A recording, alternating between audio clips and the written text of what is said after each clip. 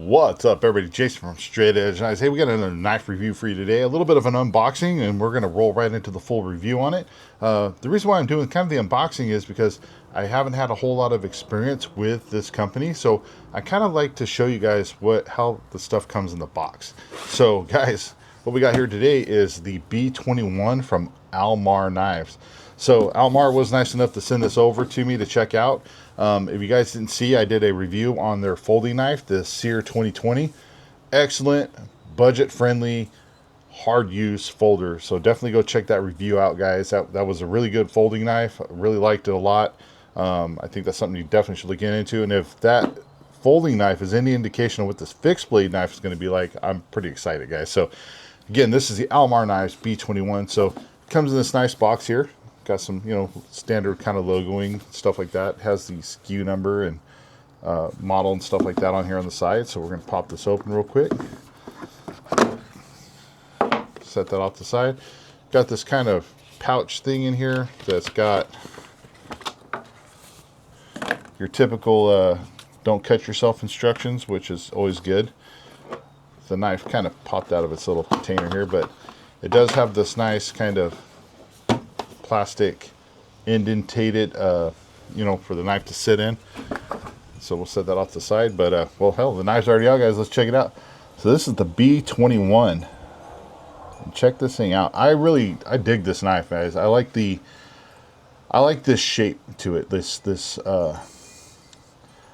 for lack of a better term, I guess it's a modified clip point, but it's got this kind of almost like harpoon swedge in the back and with a swedge on the top. I mean, this just has a very distinctive look to it. Gives it this nice kind of wicked look, and I dig it, man. I think it's cool. It's like right up my alley as far as style goes.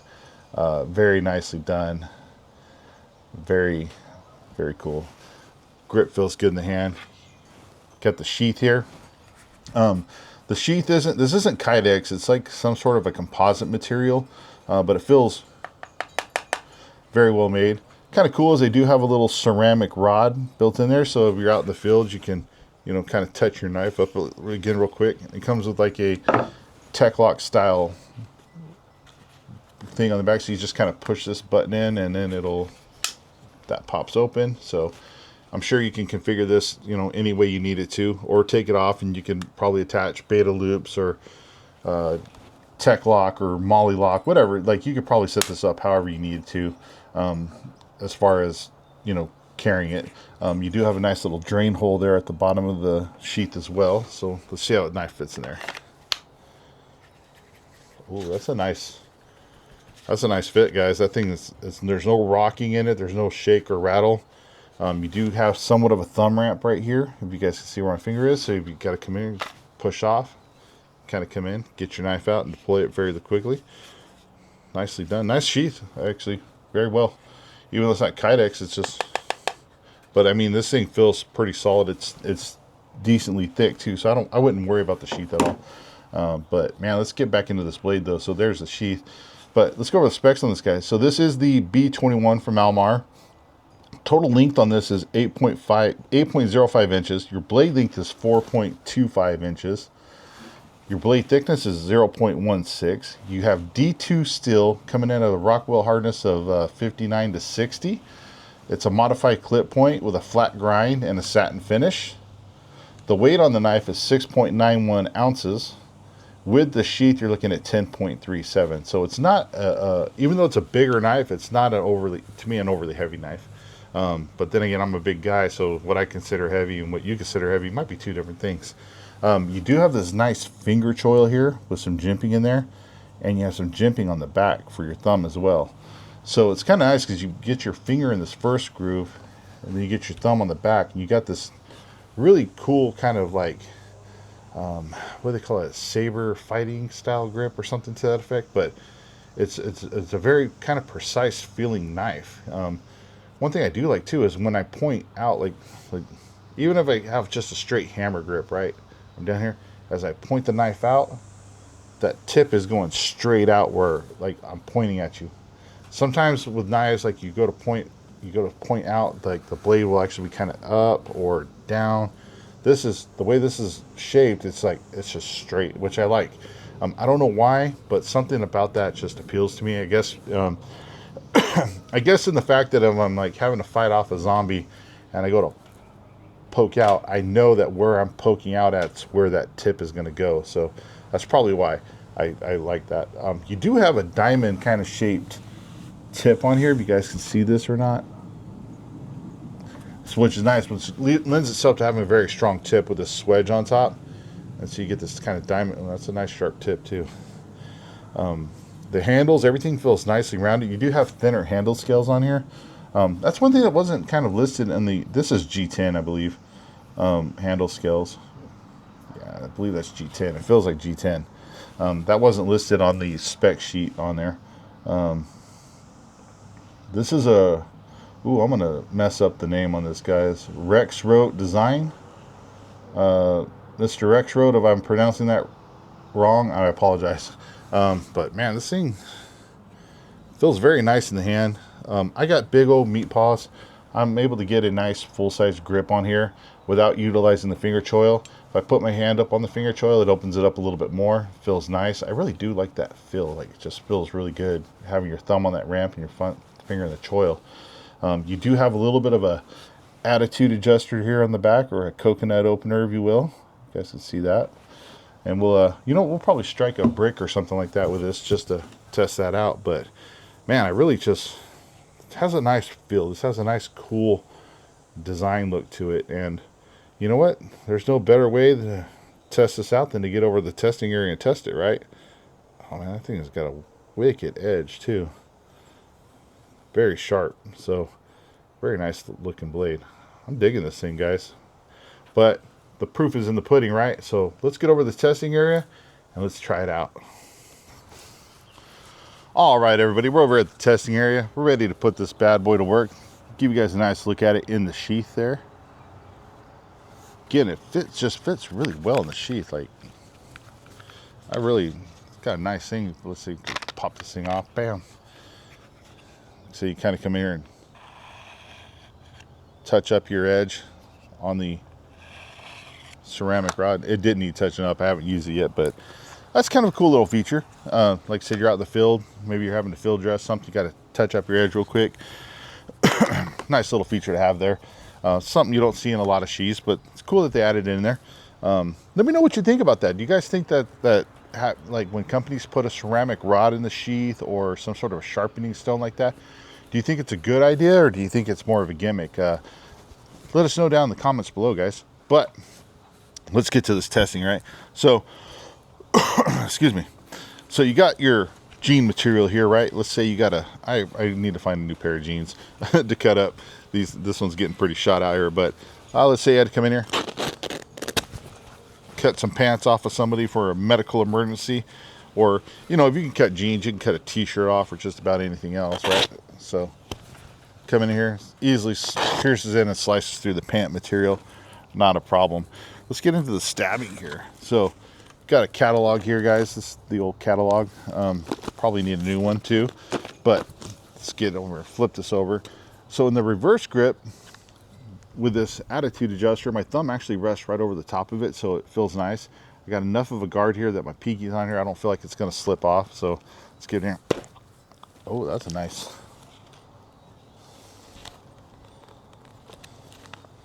So definitely went halfway through the catalog.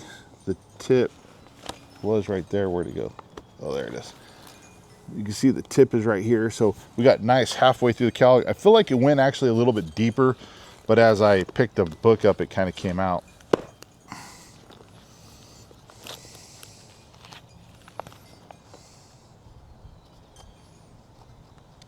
Yeah, so right there. So yeah, about 3/4 of the catalog at that time. The tip is just barely right here.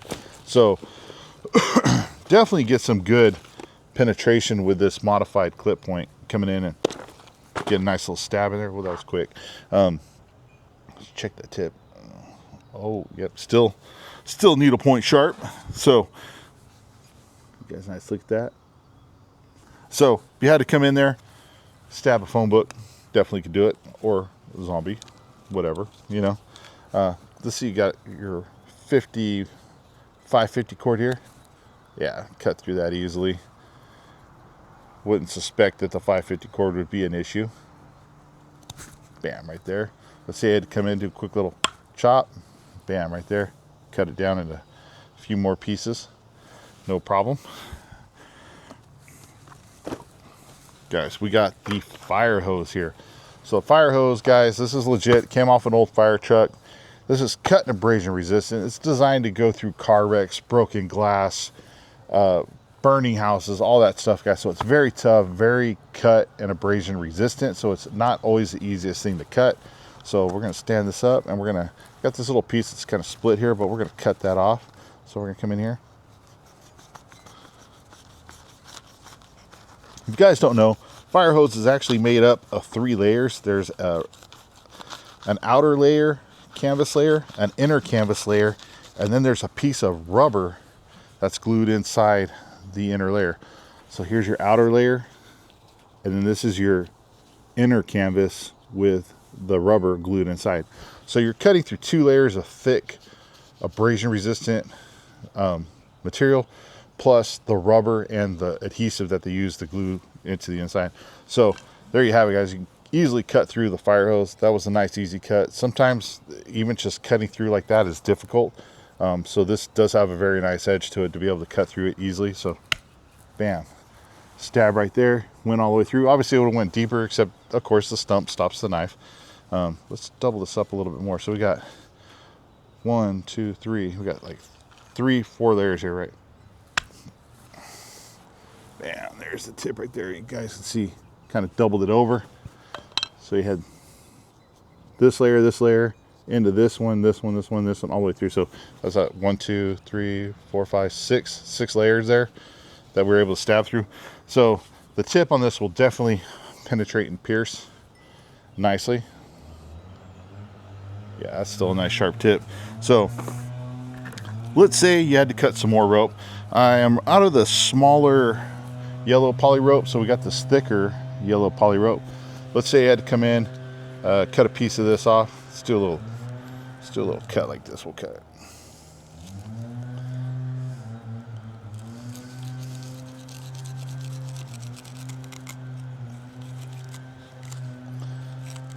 There we go. So you had to cut some of that off.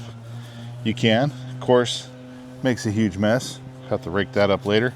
Let's say you had to come in and you had to do a quick chop. You had to hurry up and cut this rope quickly, right? So, booyah. Took a couple hits there, but not a problem. This is a little bit thicker rope, and this isn't exactly a heavy knife. There we go, a couple more. So, if you had to come in and cut like that, you definitely could.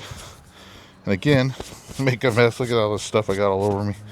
What is all this? Anyway, let's jump it up a notch though. We got this thicker sisu rope, guys. This is big, thick sisu rope.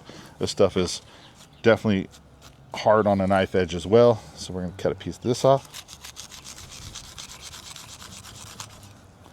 Boom, saw through. Nice, pretty clean cut. There you go. You got this. Now, let's say you had to do that quick chop cut on this. Again, this is pretty thick, so I imagine this is probably going to take a couple of hits. Let's try it.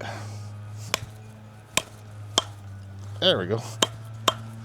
It took about 2-3 hits to chop through that. So, but bear in mind, guys, that this wasn't necessarily designed to be a chopper. So, edge is still pretty good, even after cutting through that, you know, abrasion resistant type of stuff like the fire hose. And if you guys didn't know, like the poly rope and the sisu rope, that stuff is also very rough on an edge as well. It almost acts like sandpaper in a way.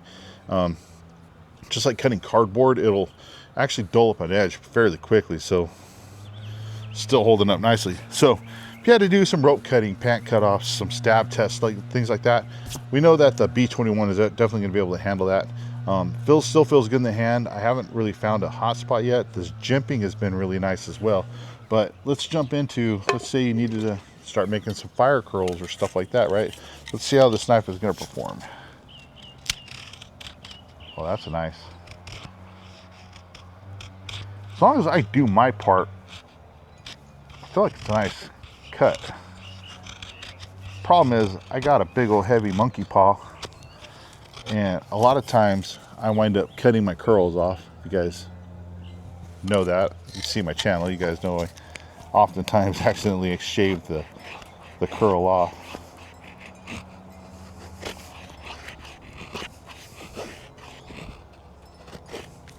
Yeah, that's nice. Look at that. Another way you can do this too is you could always put your knife into a stump or something like that. You can always come in, do your curls like this. This is actually probably the preferred method for me because I feel like I have a little bit more control over pulling the stick back and forth than I do the knife, if that makes sense. And it's not just this knife, it's like any knife. I feel like I make way better fire curls. Look at that, that's like way better, right? It's just me, because I feel like I press hard and I wind up shaving the stuff off. So so if you had to make fire curls, you definitely can. I actually prefer to stick the knife into something and do it. It's just me. You could be different. There's more than one way to skin a cat, so they speak. I can't even talk today. So if you had to do that, you definitely could. Let's say, where is I don't have my wood dowel no more. So let's say you had to make a tent stake, right? So we're gonna utilize this piece of wood right here. It's an old piece of wood off a tree, nice and round, pretty thick. Let's say you had to make a tent stake or a vampire stake. What I would typically do with something like this, like you can sit here and shave off, just sit here and hog off material. I feel like that takes a little bit longer, which is fine. It's just, again, personal preference. But what I like to do is I like to choke back a little bit, and you actually utilizing this little hump right here, I can choke back and I can kind of come in and do some quick little chops just to kind of speed the process up. I'll get it most of the way down and then I can come in and finish it off, right? So I'll come in here, do some quick little chops. Now, obviously, if you really got to be precise, you would probably just sit there and hog the material off. But if you're in a hurry, you don't have a lot of time to waste, maybe the sun's going down, come in here, kind of get it to a certain spot, and then finish it off or cleaning it up, so to speak, by coming in here. And again, I'm putting my finger up in that choil, resting my thumb on the back here, and I feel like I got some really good control over the knife's edge where it's at in this position. And please forgive the noise, guys. I got somebody doing yard work over there. Get this down to a nice sharp point.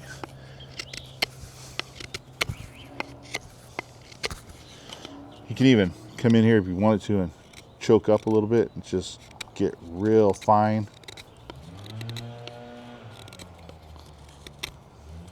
Bam, get it down to a nice point. Now you got to put a notch in there, right? Because you're gonna have to tie some paracord around here, and you want it to, when you come in, you want that paracord to latch onto the wood and not slide off. So we will come in here again. I'm gonna choke up, use that finger choil. I'm gonna dig right into that spot.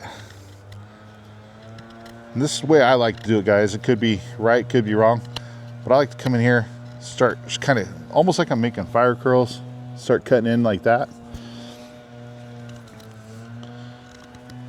I like to get to just get to a spot and then kind of stop.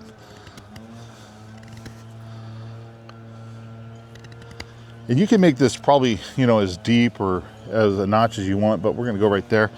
So then what I'll do is, once I got all that kind of in there, I'll come over right where I was stopping at. I'll just kind of rock my blade back and forth. It cuts all those little pieces out. And now I got my notch. And so if I come in at a 45-degree angle, I tie my paracord around here, it's gonna hook into the wood and it's not gonna come off, and it's gonna stay nice and stable for my tent or whatever. So let's say I might need this stake, right, I might need to make 2 tent stakes out of this. So I've made one. Well, what am I gonna do? I got all this over here. So we're just gonna go right over the top here. We're gonna do a little light batoning, guys. We're gonna test out this D2 steel edge. Kind of went in at an angle there.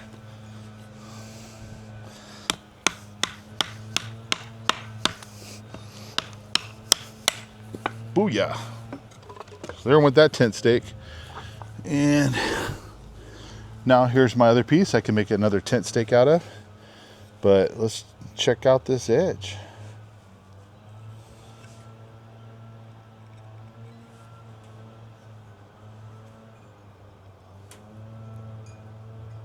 Very nice, guys. It didn't, no chipping, no rolling. It's just, it's all there. It's still solid, ready to rock and roll. So, had to make a tent stake, things like that. Oh, now I find the wood dowel. So, if you had to make a tent stake, you definitely could do that. Let's say you had to do some batoning, right? Oh, dogs are going a little crazy over there, guys. Let's say you had to do some batoning. Let's find us a nice piece of wood here to baton. So here's a old seasoned piece of wood. Let's come in here. We'll go right over the top. Hey, knock it off.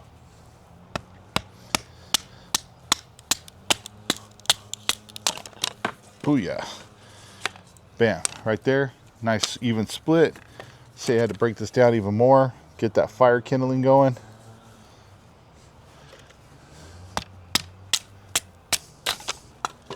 Bam, there you go. Keep splitting it down. Get to where you need to get. Now, let's do a little thicker piece here, guys. So here is a nice big round thick piece. Got some knots in it. Got a little bit of a crack right here. So what we're going to do is we're going to come in from this side where it's not cracked. Let's put this right here on top.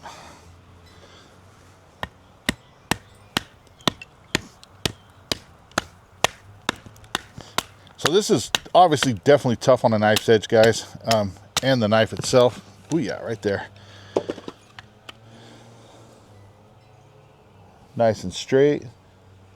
Hitting up there on that tip. Everything looks good there. Edge and everything looks good. So it held up nicely. There was some knots in here. There's a knot right here. So definitely was able to hammer through the knots. Take the beating.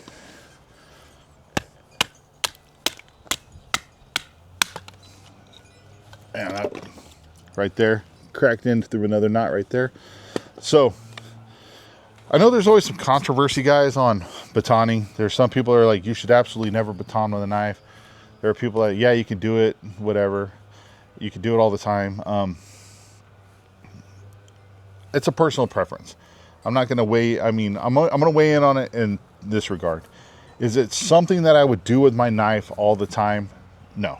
If I'm out in the forest hiking, camping or something like that, and I have the ability to bring a hatchet or an axe with me, I will. But I like to do the batoning because I like to test out the toughness of the knife for you guys, right? I want you guys to see, well, is this knife going to be able to hold up to some hard use, some pounding, not abuse. I try not to abuse a knife because that's just ridiculous. I don't think you should abuse your knife ever if you can avoid it at all costs. I mean, it has to be pretty dire circumstance to be, you know, stabbing into a car and things like that. It's cool to see, though. I will say that. So I'm not knocking anybody, but definitely keep doing what you're doing. But this is, I like to show the knife in a little bit of a harder use, but not necessarily an abusive use.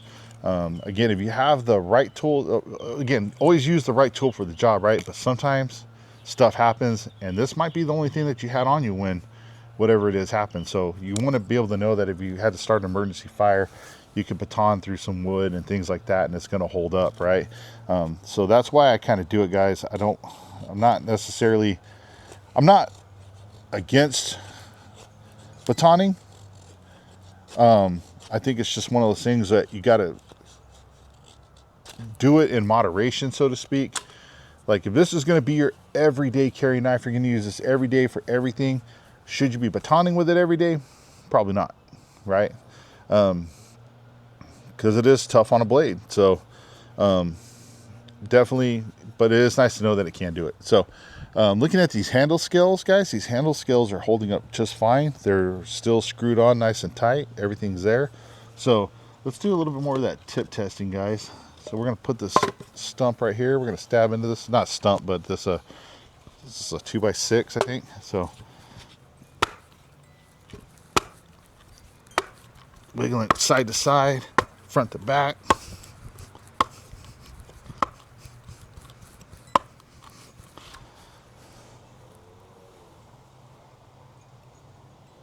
Still a nice sharp tip, guys. It didn't bend at all or anything like that. Let's do this here. I like doing this as well. Oh, didn't realize there was a screw in there. I was stabbing it so hard, I actually just drove the screw into the stump. We're stabbing here. Gonna do this, rolling in.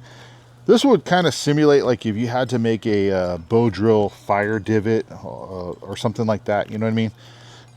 Kind of simulates that, but I also like to do it because it puts a lot of pressure on that edge and that tip. Kind of shows if it's going to hold up. You know what I mean? And this thing does have a pretty good acute tip. So you think about it, as I'm turning this, I'm putting a lot of sideways force onto the blade edge there.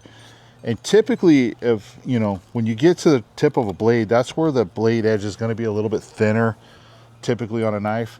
So, you know, I'm putting the pressure on probably one of the thinner parts of the blade edge, at least in my opinion, and it works out pretty good. So, as a test, I feel.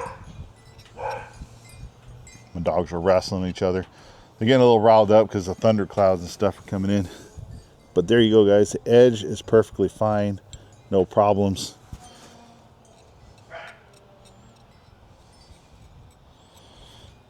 Edge is still pretty good.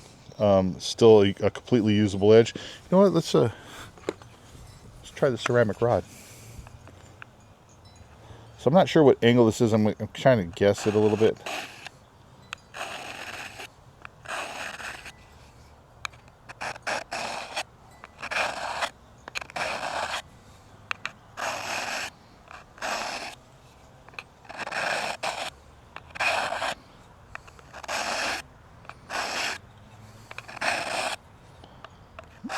Not bad. I don't know if you guys could hear that. Yeah, it actually touched up the edge pretty good there. Not bad at all. So yeah, if you had to use this in an emergency situation to touch up your edge, definitely could. So feels good. Let's I don't have a brick with me. We're gonna hit this wood here with the attitude adjuster. So lock our hand in.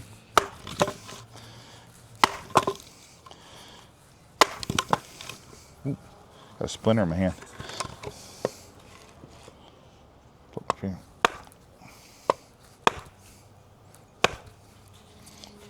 Nice. So you see those nice little indentations there.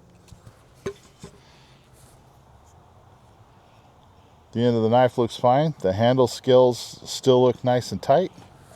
You guys can see that right there. So nice and tight. One thing I didn't do, guys, let's do real quick is, this isn't necessarily designed to be a chopper, but again, you might have to do some chopping.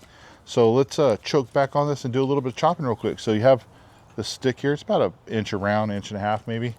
And I need to hurry here, guys, because the thunder clouds are definitely coming. So let's choke back here and do some light chopping. Let's see.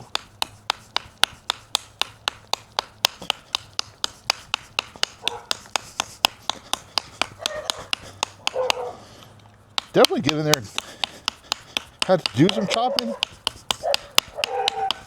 Definitely can. Hey, quiet. Sorry, guys. Got my dogs out here and they're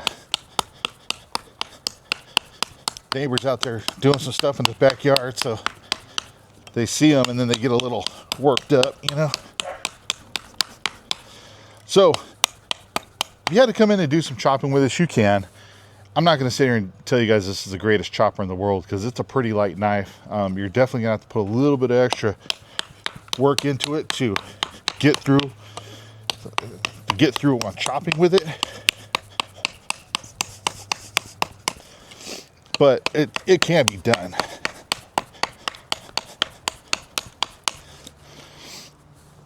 You guys see there, I mean, I'm pretty much almost all the way through, but it just, you're just, there it goes. So it's definitely not an ideal chopper. I wouldn't say that at all. But if you had to do some light chopping with it, you can. Again, you have to put in a little bit more work. I would say you'd almost be a little bit better off with just kind of coming in and .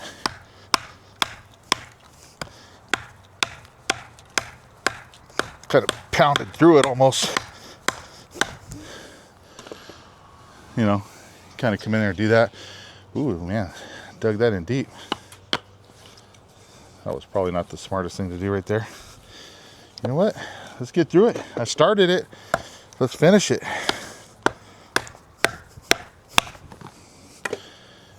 Now we're really testing that edge, right? Check that out, guys. No chipping, no rolling. It's still nice and sharp. Very cool. Guys, if you're looking for a good 4.25 inch blade, right? Belt knife, if you will. This is a pretty good option, guys.